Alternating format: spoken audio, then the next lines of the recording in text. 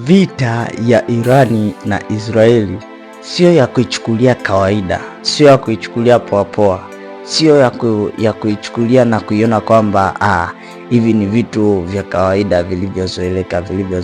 Hapana rafiki yangu, sio vita ya kuichukulia kawaida, sio vita ya kuichukulia kirahisi. Ni vita ambayo unatakiwa uiangalie kwa umakini sana, hasa kwa wewe ambaye una shauku na una nia na una malengo ya kwenda mbinguni. Sio vita ya kuichukulia kawaida, sio vita ya kuichukulia kirahisi. Siku moja niliwahi kuwaeleza watu mahali fulani, kipindi kile cha vita ile ya Irani na Israeli ilivyotokea miaka michache iliyopita hapo nyuma, niliwahi kuwaeleza watu mambo haya mnayoyaona yanafanyika na kuendelea, hii sio vita rasmi ambayo imekusudiwa kwenye Biblia. Hii ni kichochezi cha ile vita. Kuna vita inaitwa ya Gogu. Ni kichochezi.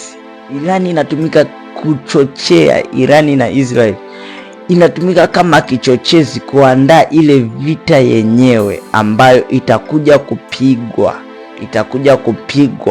Dunia haitaamini. Ni kichochezi. Hata sasa hivi unavyoona, hiki ni kichochezi. Unajua, kabla ugomvi haujawa mkubwa, lazima watu mchochewe, lazima mpandishwe hasira.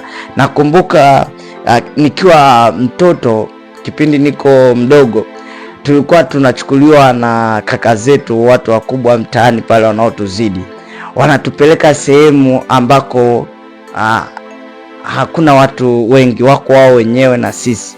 Wanatuchukua, wanatupeleka kutugombanisha.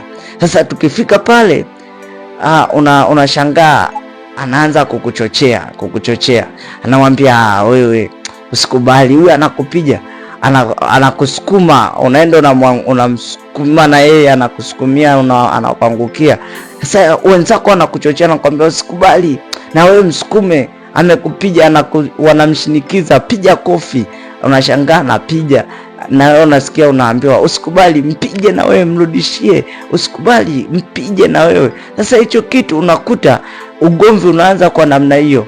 Yaani anakupiga, unaweza kawa kama una sita hivi, unakataa kumrudishia, ila akikupiga mara ya kwanza, akikupiga mara ya pili, akikupiga mara ya tatu, unashangana wewe, hasira zimekupanda, na wewe unamrudishia, na wewe unaongeza kasi, unaongeza speed, unamrudishia, unanani.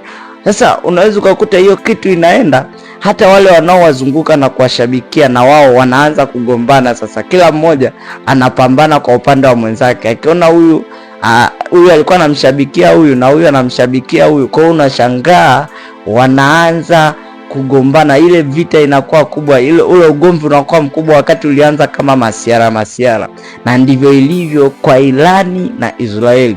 Vita hii ilianza kama masiara, na kuna watu wako nyuma wanachochea, piga, usikubali, na wewe mrudishie. Kwa hivyo ugomvi unaenda, unainuka, unakuwa. Sasa ugomvi utatoka kwa Irani na Israeli, utaenda na kwa mataifa yale yanayoshabikia Israeli na mataifa yanayoshabikia Irani. Kwa ugomvi utakuwa mkubwa zaidi. Ndio ile vita inaitwa ya Gogu. Vita ya Gogu utaipata kwenye Ezekieli sura ile ya 38. Unaikuta hapo, vita ya Gogu. Lakini mimi ninachotaka kukueleza ni wewe rafiki yangu ambaye una nia ya dhati na nia njema ya kutaka kwenda mbinguni. Unapoona hayo, sio muda wa kukaa na kushangaa, sio muda wa kukaa na kuendelea kuenjoy na kurelax kwenye dunia hii na kula maisha. Rafiki yangu, unatakiwa uwe